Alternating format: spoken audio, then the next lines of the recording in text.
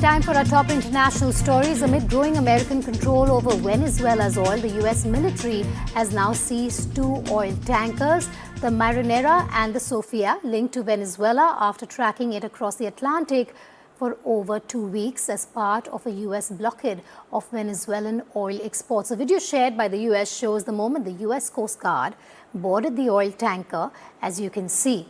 Sofia, in what it calls a meticulously coordinated operation. The U.S. also seized the Marinera, a Russian-flagged oil tanker that was being shadowed by a Russian submarine, a move that could drastically increase tensions between Washington, D.C. and Moscow. Originally called the Bella 1, the tanker was sanctioned by the U.S. in the year 2024 for operating within a shadow fleet of tankers transporting illicit oil. Meanwhile, Moscow issued a strong condemnation of D.C., asserting that no country has the right to use force against vessels lawfully registered on another state's jurisdiction, particularly on the high seas. Joining me live on this story is Managing Editor Shiv Arur. Flag pain, name change, Russian requests. A lot went into the escape that was finally foiled by the U.S. Shiv. Very, very dramatic, pursuit on the high seas that lasted many weeks, Vedika, that has resulted in this very dramatic seizure of a vessel that the United States says was trying to actually conceal its real identity. As we've been tracking since the beginning, this ship left Iran in August. Sailed, into the Atlantic, was supposed to pick up oil from Venezuela. The U.S. Coast Guard tried to interdict it near the Caribbean islands. It went dark, which basically means, according to the U.S., they painted a different name on their hull.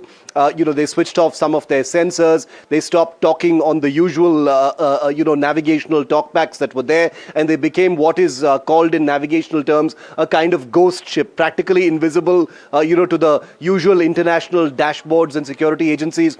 Traveled hundreds of miles in the Atlantic, and finally it was, intercepted somewhere off the coast of Ireland. Now there are two ships in this. One is the Bella 1, the other is the Sofia, which was seized again off the Caribbean islands. This has become hugely controversial, from an international perspective, because this is the United States, in the wake of what happened in Venezuela, literally imposing its writ in international waters and claiming that these ships had no right to actually be there. Now, they say that this is a violation of sanction as far as Iranian oil or Venezuelan oil is concerned. But the Russians have basically said these are ships carrying oil to different countries. These particular vessels aren't only operating between Venezuela, Russia and Iran, but other locations as well. That information is out in the public domain as well. So this potentially, Vedika, becomes a much bigger situation because the Atlantic is a very, very busy ship lane of communication for a huge amount of the world's oil. So if the United States Coast Guard, Department of Justice, Department of War are going to continuously enforce what they say is a violation of protocol, a huge number of ships could be vulnerable. Also, Shiv, before I let you go, it is believed that this is the first time in recent years that the U.S. has seized a Russian-flagged vessel. What could this mean for the ties between the U.S. and Russia? At this point, the war of words has already begun. With the seizure of the Bella 1, the Russian Navy is understood to have sent a warship over there, to provide some kind of observation and escort.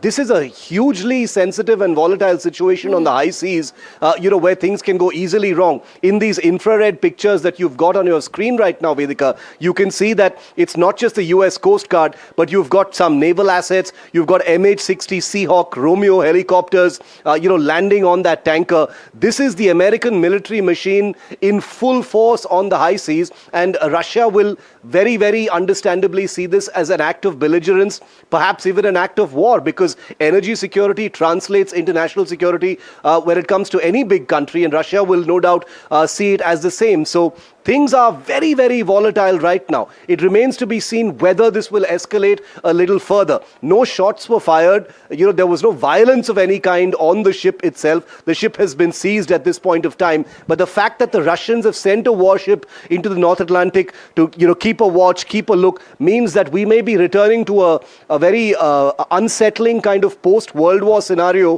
where all oil tankers were basically escorted by naval ships. That's a very, very unsustainable situation. Shivarur, thanks for joining me live here on Breaking Ground.